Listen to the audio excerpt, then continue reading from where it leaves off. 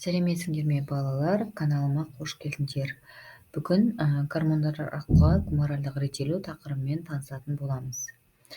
Бұл сабақта эндокринді, экзокринді және аралас бездердің қай жерде орналасқанын және олардың қызметтерін білетін боласыңдар. Ең бірінші біз бездер дегеніміз осы терминге тоқтала кетейік.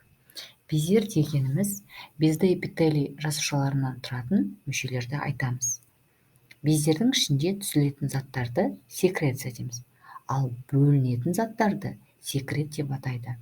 Олар түзіліп болған соң безді эпителий жасушаларының мембранасы арқылы бөлінеді.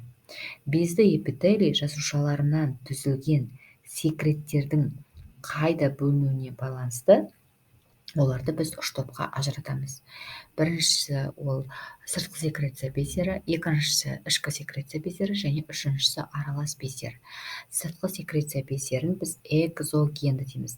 Яғни экзо деген ол сыртқа шығару деген сөз, ал ішкі секреция бездерін эндокринді дейміз. Яғни олар ішке бөледі. Және үшіншісі аралас бездер. Енді осылардың әрқайсысына жеке-жеке тоқтала кетейік. Мәтінмен таныспас бұрын мына жердегі суреттерге қарап танысып алыңыздар. Суретті дәптерлеріңізге салып алыңыздар.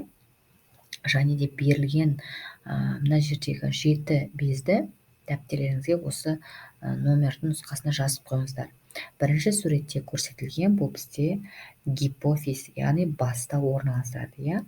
Екіншісі ол қалқанша безі, ол мынау біздің тамағымыздың мойынның алдыңғы бөлігінде орналасатын без. Үшіншісі айырша без, тимус, ол мынау төсектің алдыңғы бөлігінде орналасады. Төртіншісі бүйрек үсті безі, бұл жұп без, яғни екі бүйректің үстінде ұшпырыш болып орналасады. Бесіншісі ұйқы безі. Көріп тұрсыздар, бұл жаңағы бүйректің бер жағында, яғни қарын немесе асқазан, соның бер жақ бөлігінде орналасады. Және де 6-шы, 7-шісі олар жыныс бездері. 6-шысы ол әйел адамның жыныс безі, 7-шісі ер адамның жыныс бездері болып орналасқан. Осыларды жазып алыңыздар, суретін салып. Енді сыртқы секреция безі дегеніміз не? Осыған тоқталайық. Олар қандай бездер жататынын және бұл бездердің ерекшелігі неде екенін соны білейік. Сыртқы секреция бездері дегеніміз жасушаларында түзілген сұйықтықты арнайы өзекшелері арқылы қуыс мүшелерге немесе сыртқа шығарады. Мен бағана айттым, өйткені сондықтан экзокринді дедік.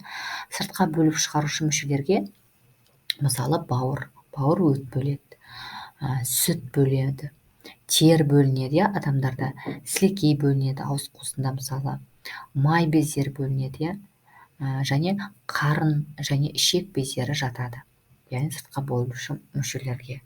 Сыртқы секреция бездерінің белгілері мынадай. Біріншісі, бөліп шығарушы өзегі болады, олардың арнайы.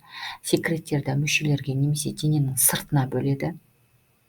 Сүт бөлінеді, мысалы сыртына бөлінеді сүт бізде. Және секреттерді көп түсіп бөлінеді. Осындай ерекшеліктері бар сыртқы секреция бездерінің. Және мысалы ретінде 3-ші пунктіне келетін болсақ, олар граммдап, миллиграммдап бөлінеді, яғни секреттерді. Және олар басқа мүшелердің жұмысына ешқандай өзгеріс келтірмейді, сондықтан оларды сөлдер деп атаймыз. Мысалы, ас қорыту сөлін мысалы ретінде қарастыруға болады. Екіншісі бізде бұл ішкі секреция бездері. Ішкі секреция бездерінің сөл бөліп шығарушы өзегі болмайды. Қараңыздар, біріншіден айырмашылығы. Сондықтан ол тек қана қанға ғана бөлінеді сөлі.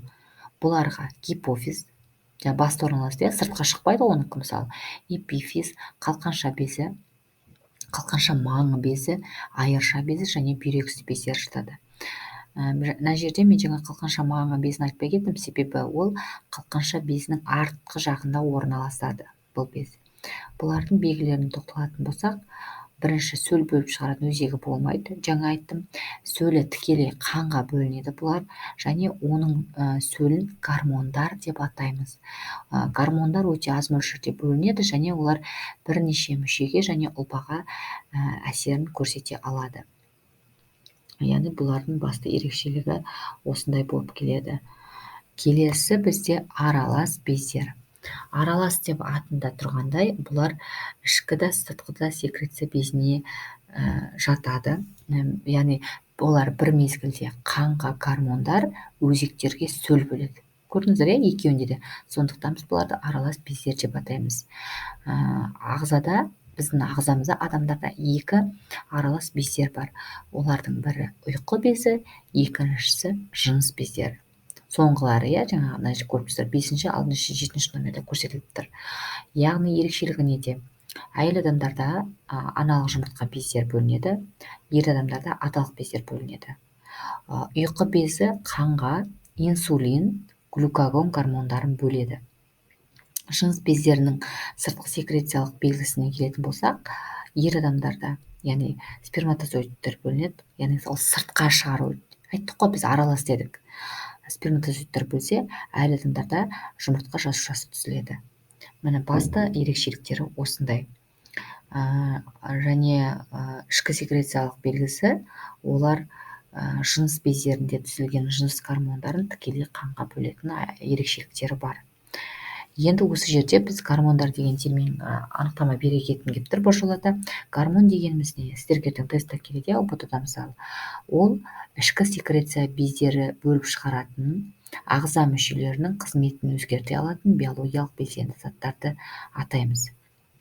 Және де осы тағы да тестте келетін тағы бір сұрақ, бұл бізде көңіл күй гормоны деген сұрақ келеді. Ол қай гормон деген? Ұлттық бірыңғай тестілеуде. Ол бізде адреналин, яғни бүйрек үсті безінен бөлінетін гормон. Бұл осыны сіздерге мен айта кеткім келіп тұр, көп келетін сұрақтардың бірі. Енді гормондар бойынша сұрақтар осындай. Комментарийге егер сұрақтарыңыз болса жаза кетіңіздер. Ссылкасымен, сыныптастарыңызбен бөлісіңіздер. Егер сабақ ұнаған және түсінікті болатын болса, келесі сабақта кездескенше сау болыңыздар.